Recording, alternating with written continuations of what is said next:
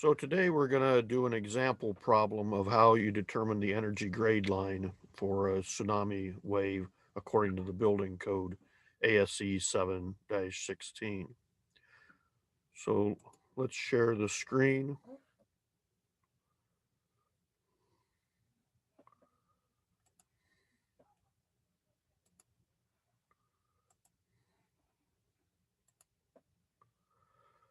So let's talk about how you go about developing what's called this energy grade line, which indicates somewhat the energy that's coming in on the tsunami wave.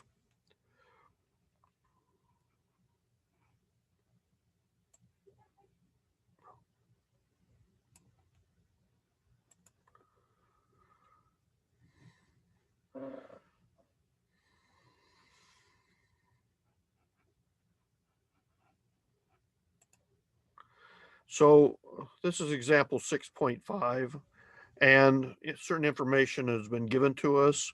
R is 40 feet, so the depth of the wave, the water level is 40 feet at my location, and it's going to be my ground surface slopes at this line. So I'm 40 feet above NAVD 88. It's told it's an urban dense location, and there's a very shallow offshore slope. And the project I'm working on is tsunami risk category 3. I'm trying to determine the energy grade line. So there's some information we need to look up in the code. From table 661, I can get the Manning roughness. There's 3 or 4 different options. So I'm told I'm using an urban area. And from another section of the code comes the idea that, because the shallow slope offshore, this location has what's known as a tsunami bore, and there should be a variable alpha for the Freud number, which the code tells me I should use 1.3. We want to think about it that essentially the water surface is essentially level, and it's striking my ground 40 feet above the shoreline, and the inundation distance is 800 feet. So to work on this, I'm going to set up kind of an iterative spreadsheet type of solution. First thing I'm going to do is I'm going to mark off different stations starting at the maximum inundation distance and coming back every 100 feet. The distance I come back is arbitrary. It'll depend on how accurate I want my final solution to look. And I'm going to work with this on a spreadsheet so that once I set up the formulas, I can just repeat them for each station. So I created this spreadsheet, and to really be able to talk about it, maybe we need to zoom in on this first little bit. So let's blow that portion up, look at it a little more closely. And here I have my stations 0, 1, 2, 3, 4, all the way across to number 8. You start with station 0, which is the furthest the water will come in. For that location, the energy grade line is essentially the water's surface.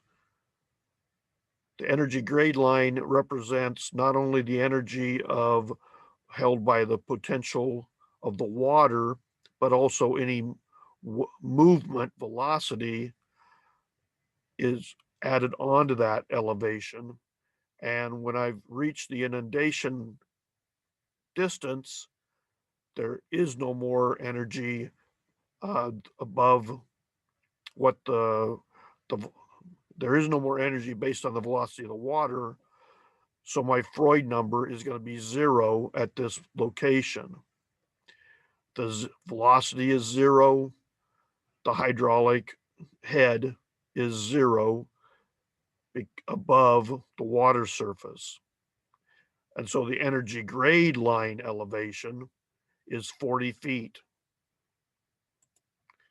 Now, when I move to the next station out, Now I need to start calculating these based on the formulas in the building code. So I looked up this value of alpha using the equation from the building code. I can determine the Freud number at this location. Using that Freud number determines the velocity of the water.